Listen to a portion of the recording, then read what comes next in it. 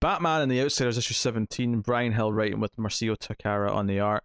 Notably, final issue of the book.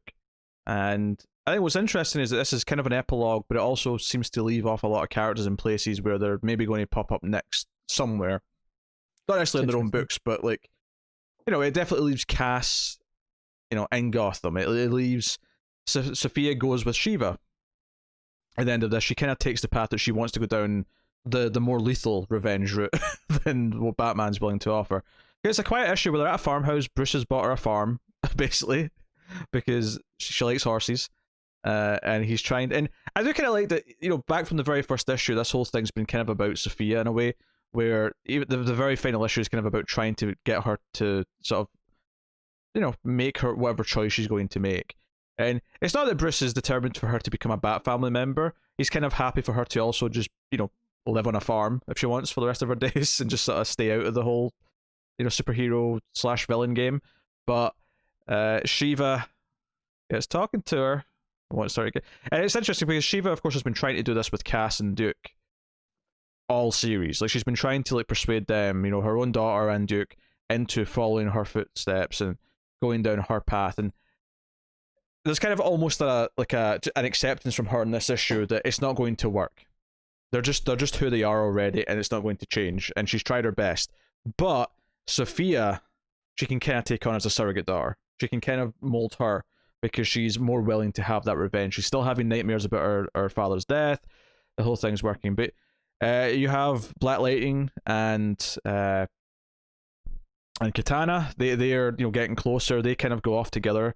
She goes off to master her new sword power that she got back in the annual, which is like she's got a flaming sword basically now. Delightful. So that's one of those little things that might pop up, like when we're reading like an event, or maybe she shows up in like Detective Comics or something at some point. Like if she pulls out a flaming sword and you're like, wait the hell, why does she have a flaming sword? I'm like, well, that was a Batman the Outsiders thing. Did this replace her other sword, or is it just like an upgrade? I think it's. I can't remember specifically, but I think it was obviously her sword has history. I think it was an addition. It's the same sword, but now it's got this additional quality to it. Okay. I'd have to go back and look at the annual again to be sure, but I think that was the gist I remember. It's this Bruce kind of with his alternate Bat family in the sense that it's the Outsiders rather than, you know, the usual faces. You know, they have dinner. They're trying to be nice to each other. And some of the key points here that I really liked was Jefferson noting that he's not like Bruce and that he can't pretend that he's okay with things, because Bruce does a really good job of like smiling at the dinner table and being Bruce Wayne. And we know it's a facade because we know who he really is, but Jefferson can't even pretend. He's like, no, like my life has been changed. Ra's al Ghul, the fight changed me. You know, people I cared about have died. He just can't like just, you know, put on a brave face and pretend that like the world hasn't changed. So, you know, he bonds, and there's a great page here actually where you can tell Takara was having fun with the art here. And as much as obviously I do prefer Soy, Takara is by no means a slouch. And there's a page here where he's kind of just pondering on the porch, and Katana's like, hey, you know, what are you thinking about? And there's this page where he's thinking about possible futures, about where he fits in now that he's kind of like a proper superhero, and he's, you know, what his power levels are. So it's split into 3 panels, and there's one where he's fighting with John Stewart. So you've got this, you know, he's down at the bottom with the green lightning, or sorry, the blue lightning, John's up top with the green light, and it's this great contrast. And then the second panel is him and Wonder Woman fighting something, and the gold lasso, so it's this gold strip down the middle. Then the third panel is the Superman panel, where it's Superman up top, he's down below, and it's this kind of like, he's basically imagining him and, you know, side by side with various Justice League members. This idea that this is the world that he's entering into. He's not just a school teacher anymore. He can't go back to just that normal life. He doesn't know how he feels about that. He doesn't know if he wants that. He has no idea what he wants to do. And this is where she kind of says, I'm going on this journey to try and master this new fire power that I've got. And it suggests that he comes with, and they can grow together. The standout of the issue, though, is probably a scene where Bruce comes to talk to Cass. Because one of the things that was brought up throughout this run is that Shiva keeps saying to Cass, you're not a real Bat family member. He doesn't give you a bat to put on your suit because he doesn't care about you the same way he does Babs. You're not a Robin. You're this separate thing. And Bruce comes to speak to her and makes it very clear that, you know, it's not because he doesn't trust her. It's not because he doesn't see her as part of that. It's more that he actually recognizes that she's a lot more like him than any of they are, and that she has to kind of make her own choice to become what she's becoming, rather than him just sort of giving her a conduit. So I actually love how this sort of ties into what we just had in the Joker War special, because there's something really special about him saying, no, I'm not going to force my logo, my symbol onto you, and then her choosing it anyway. There's something kind of powerful and beautiful about that. And they hug at the end. She gets off she's on the bed reading the book, and she like jumps off and hugs him. It's just a really sweet moment. It's kind of what you want. I love when team books have these quieter issues, and I love them sprinkled throughout the runs. But certainly here's an ending. It's a really nice kind of like wrap up of like what the character journeys have been for them all in this relatively short, tight run. It kind of feels like this is why it's an odd number to end on, because usually you'd end on 16 or 18. Yeah. It feels like it was probably going to be 16 issues, and he asked for one more to get this epilogue, right? Yeah, well, it was going to be 12, and he got 5 more. So I don't know if he asked for 5 or.